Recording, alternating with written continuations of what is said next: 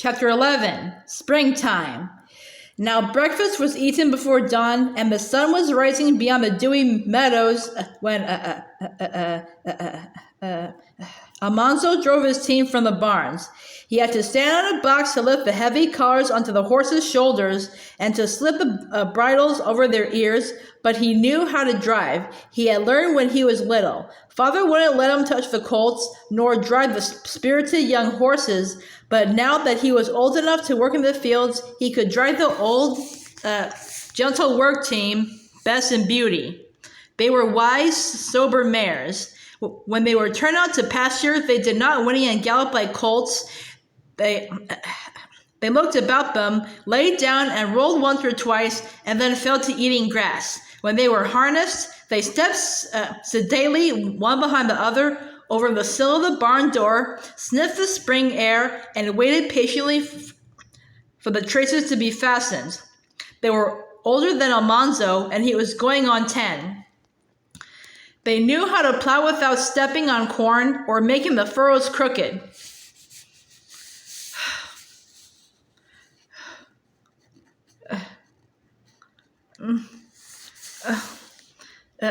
They knew how to harrow and to turn at the end of the field. Almanzo would have enjoyed driving them more if they hadn't known so much. He hitched them to the harrow. Last fall, the fields had been plowed and covered with manure. Now the lumpy soil must be harrowed.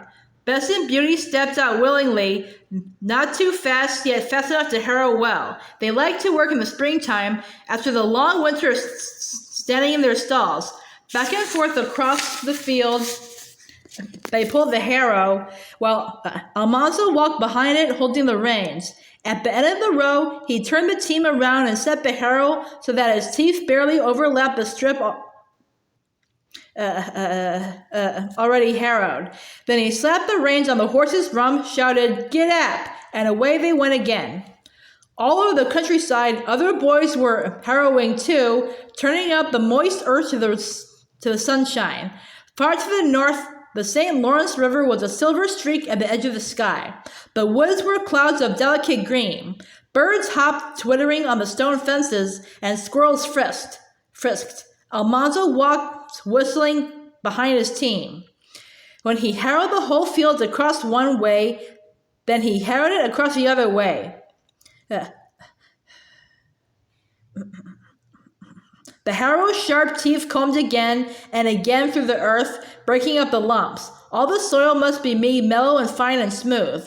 By and by, Almanzo was too hungry to whistle. He grew hungrier and hungrier. It seemed that noon would never come. He wondered how many miles he'd walked. And still, the sun seemed to stand still. The shadows seemed not to change at all. He was starving.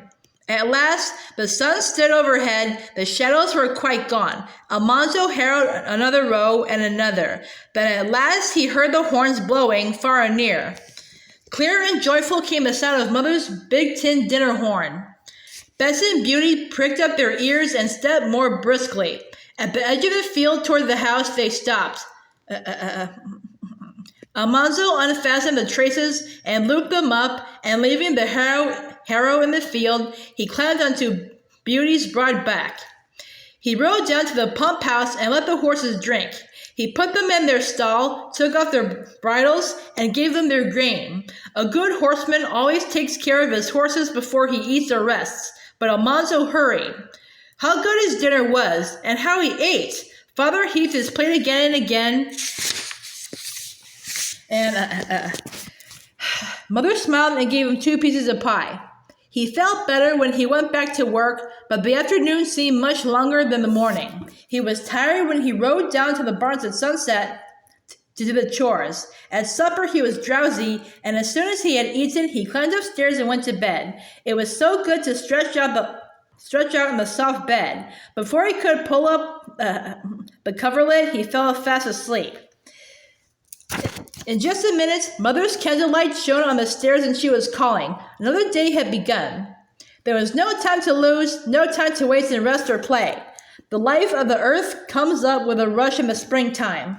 All the wild seeds of weed and thistle, the sprouts of vine and bush and tree, are trying to take the fields.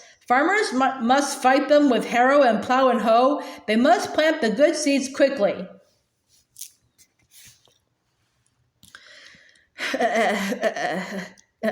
Almanzo was a little soldier in this great battle. From dawn to dark he worked. From dark to dawn he slept.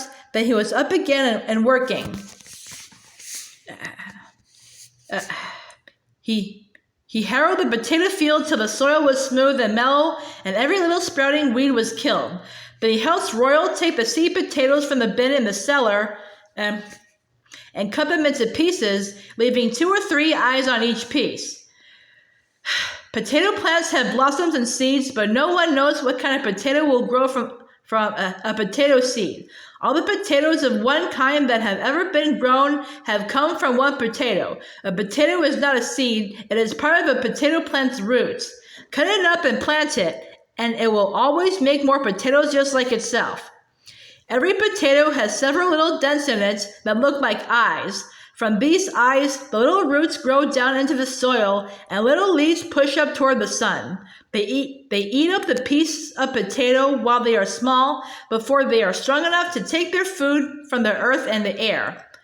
Father was marking the field. The marker was a log with a row of wooden pegs driven into it, 3.5 feet apart.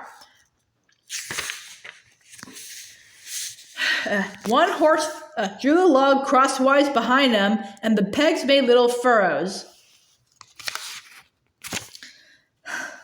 Father marked the field lengthwise and crosswise, so the furrows made little squares.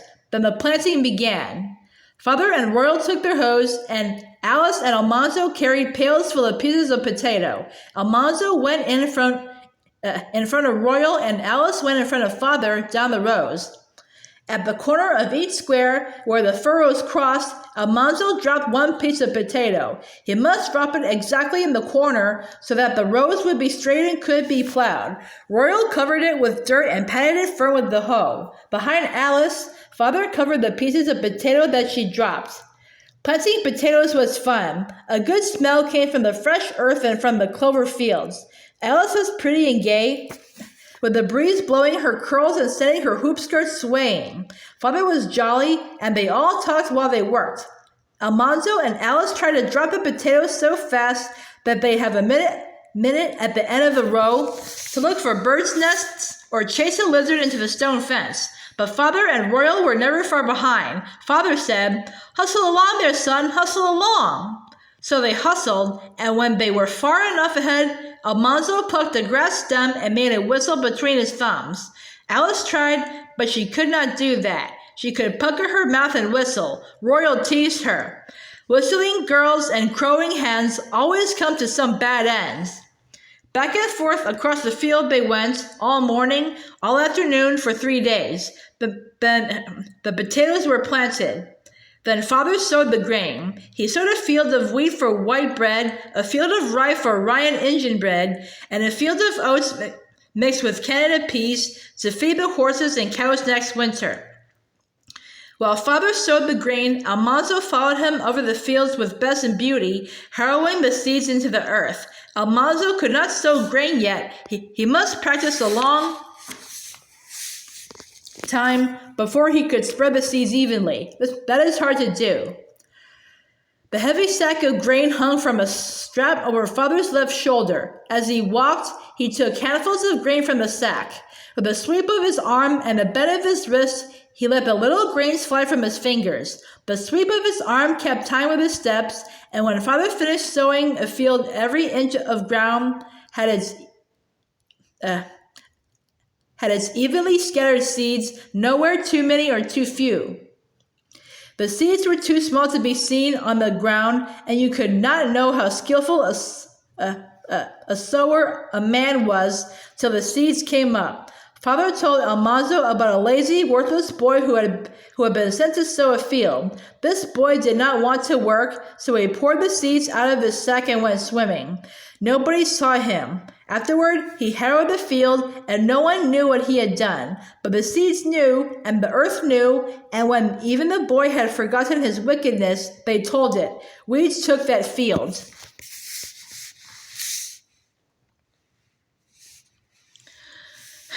When all the grain was sowed, Almanzo and Alice planted the carrots. They had sacks full of the little red round carrot seeds hanging from their shoulders, like Father's big seed sack. Father had marked the carrot field lengthwise with a marker whose teeth were only 18 inches apart. Almanzo and Alice, with the carrot seeds, went up and down the long field, straddling the little furrows. Now the weather was so warm that they could go barefooted. Their bare feet felt good in the air and the soft dirt. They dribbled the carrot seeds into the furrows, and with their feet they pushed the dirt over the seeds and pressed it down.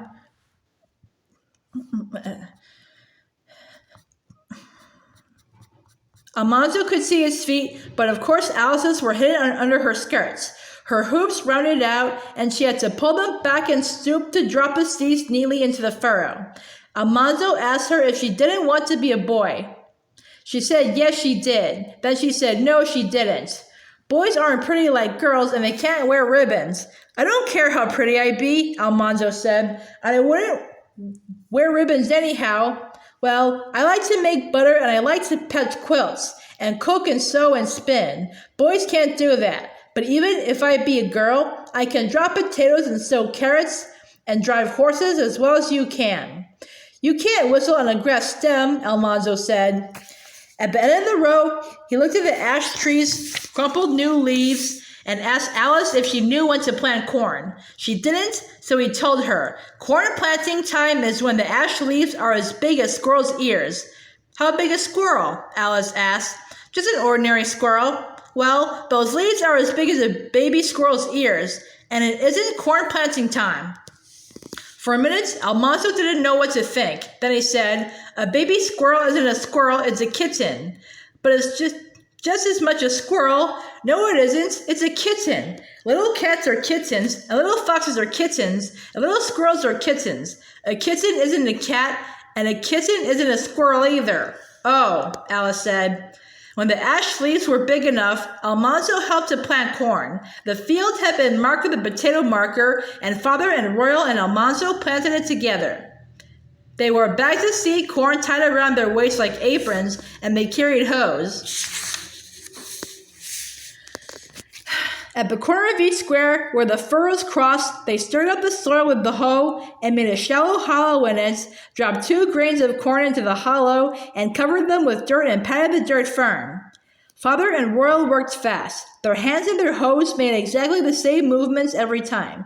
3 quick slashes and a dab with the hoe, a flash of a hand, then a scoop and 2 pats with the hoe, and that hill of corn was planted. Then they made 1 quick stride forward and did it again. But Almanzo had never planted corn before. He did not handle the hoe so well. He had to trot 2 steps where Royal or Father took one because his legs were shorter. Father and Royal were ahead of him all the time. He could not keep up. One of them finished out his row each time so that he could start even again. He did not like that, but he knew he would plant corn as fast as anybody when his legs were longer.